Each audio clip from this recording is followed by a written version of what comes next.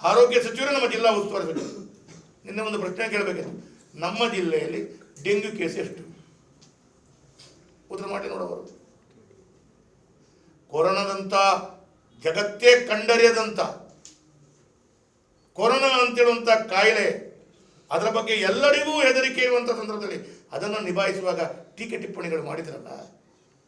ಬಹಳ ಪುರಾತನವಾದಂಥ ಡೆಂಗ್ಯೂ ಕಾಯಿಲೆ, ಅದಕ್ಕೆ ಮದ್ದು ಏನು ಎಲ್ಲವೂ ನಮಗೆ ಗೊತ್ತಿದೆ.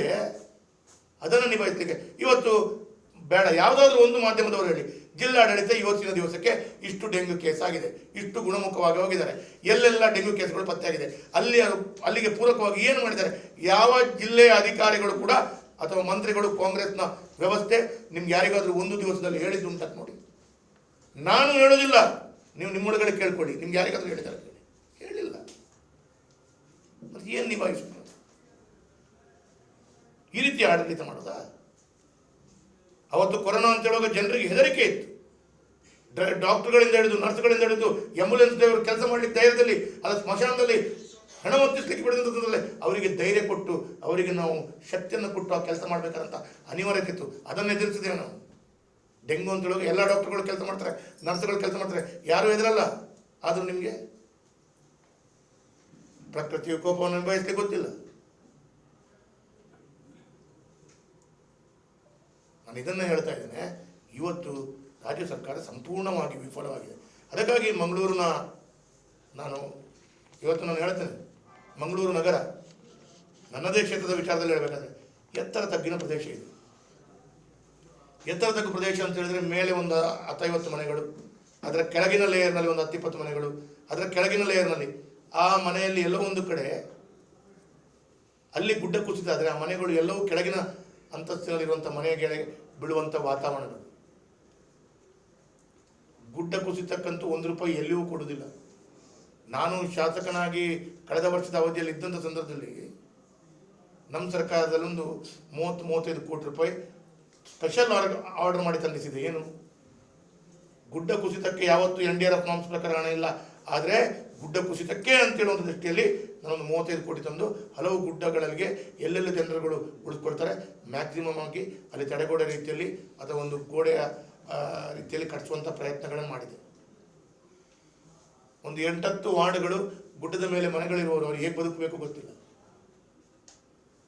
ಸರಿಸುಮಾರು ಒಂದು 50 ಕೋಟಿಯ ಅನುದಾನಗಳ ಗುಡ್ಡಗಳಿಗೆ ಬೇಕಾದದ್ದು ನನಗೆ ಬಂದಂಥ ಮನವಿದೆ.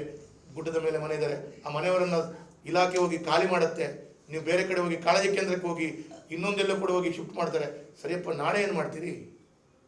ಮಳೆ ನಿಂತಿತ್ತು, ಏನು ಮಾಡ್ತೀರಿ? ಅವರಿಗೆ ಆ ಪುನರ್ಪಿ ಅವ್ರ ಮನೆಗೆ ಹೋಗ್ಬೇಕು ಅಂತೇಳಿ. ಆದರೆ ಆ ಗುಡ್ಡಗೆ ಏನೋ ಒಂದು ತಡೆಗೋಡೆ ಕಟ್ಟಬೇಕು. ಆ ತಡೆಗೋಡೆಗೆ 1 ಕೋಟಿ ಬೇಕು.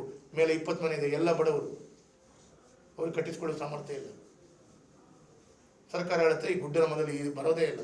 ಹಾಗಾಗಿ ಎಲ್ಲೆಲ್ಲಿ ನೀವು ನೋಡಿ, ನಿಮ್ಮ ಎಲ್ಲಿಯೂ ಮಂಗಳೂರಿನಲ್ಲಿ ನೋಡಿ, ಜಿಲ್ಲೆಯಲ್ಲಿ ನೋಡಿ, ಎಲ್ಲೆಲ್ಲಿ ಗುಡ್ಡ ಕುಳಿತಿದೆ ಅಲ್ಲಿ ಮಣ್ಣಿನ ಚೀಲ, ಮರಳಿನ ಚೀಲ ಹೋಗಿ ಗೋಣಿ ಚೀಲ ಇಡುತ್ತಿದೆ. 3 ವರ್ಷದ ಹಿಂದೆ ಇಟ್ಟದ್ದು ಹೀಗೆ, 2 ವರ್ಷದ ಹಿಂದೆ ಇಟ್ಟದಿಗೆ, ಇನ್ನೂ ಇಟ್ಟದ್ದು ಇನ್ನೂ ಮುಂದೆ ಹಾಗೆ. ಅದಕ್ಕೆ ಕೂಡ ಏನೋ ಒಂದು ಚಿಂತನೆಯನ್ನು ಮಾಡಬೇಕು. ಇದೆಲ್ಲವೂ ನಾನು ಬೇಡಿಕೆಯನ್ನು ಹೇಳ್ತಾ, ಇವತ್ತು ರಾಜ್ಯ ಸರ್ಕಾರ ಸಂಪೂರ್ಣವಾಗಿ ವಿಫಲ ಆಗಿದೆ. ಮುಖ್ಯಮಂತ್ರಿಗಳು ಹಗರಣದ ಸುರುಮಳೆಯಲ್ಲಿ ಸಿಕ್ಕೊಂಡಿದ್ದಾರೆ. ಅವರಂತೂ ಆ ಕುರ್ಚಿಯಲ್ಲಿ ಕೂತ್ಕೊಳ್ಳಿಕ್ಕೆ ಅವರಿಗೆ ಅಧಿಕಾರವೂ ಇಲ್ಲ. ಅದರ ಒಟ್ಟಿಗೆ 300 ಕೋಟಿಯ ವಿಶೇಷವಾದಂಥ ಪ್ಯಾಕೇಜ್ ನಮ್ಮ ಜಿಲ್ಲೆಗೆ ಕೊಡಬೇಕು ಅಂತೇಳುವಂಥ ಒಂದು ವಿಶೇಷವಾದಂಥ ಆಗ್ರಹ ಮನವಿಯನ್ನು ಮಾಡ್ತಾ, ದಕ್ಷಿಣ ಕನ್ನಡ ಜಿಲ್ಲೆಯ ನಮ್ಮ ಹಕ್ಕನ್ನು ನಾವು ಕೇಳ್ತಾ ಇದ್ದೀವಿ. ಅವ್ರು ಕೇಳಿದರು, ಕರ್ನಾಟಕದ ಹಕ್ಕನ್ನು ಕೊಡಿ ಪ್ರಧಾನಮಂತ್ರಿಗಳೇ, ಇವತ್ತು ನಮ್ಮ ಜಿಲ್ಲೆಯಿಂದ ಕೊಡುವಂಥ ಟ್ಯಾಕ್ಸ್ ಕೊಂಡೋಗುವಂಥ ಟ್ಯಾಕ್ಸ್ ನಮ್ಮ ಹಕ್ಕು ಕೊಡಿ. ಕಳೆದ 15 ತಿಂಗಳಿಂದ ₹1 ಕೊಟ್ಟಿಲ್ಲ ನನಗೆ ಬಿಡಿ, UT ಖಾದರಿಗೂ ಕೊಟ್ಟಿಲ್ಲ, ದಕ್ಷಿಣ ಕನ್ನಡ ಜಿಲ್ಲೆ ಯಾವ ಶಾಸಕರಿಗೂ ಕೊಟ್ಟಿಲ್ಲ. ನಮ್ಮ ಹಕ್ಕು, ನಮ್ಮ ಜಿಲ್ಲೆಯಿಂದ ಕೊಂಡದ ಟ್ಯಾಕ್ಸ್ ನಮಗೆ ಕೊಡಿ. ಅವರು ಅವತ್ತು ಕೇಳಿದ್ರು, ನಾನು ಕೇಳ್ತೇನೆ ಇವತ್ತು, ಕೊಡಿ ನಮ್ಮ ಜಿಲ್ಲೆಗೆ. ಕೊಡುವಂಥ ಸಾಮರ್ಥ್ಯ ಇಲ್ಲ ನಿಮ್ಮ ಹತ್ರ. ಹಾಗಾಗಿ ನಮ್ಮ ಟ್ಯಾಕ್ಸ್ ನಮಗೆ ಕೊಡಬೇಕಾದದು. ಇವತ್ತು ₹1 ಕೊಡಲಾದ 15 ತಿಂಗಳಲ್ಲಿ ಪಾಪ ಜನರು ಬರ್ತಾರೆ, ನಮ್ಮ ಹತ್ರ ಕಣ್ಣೀರು ಹಾಕ್ತಾರೆ.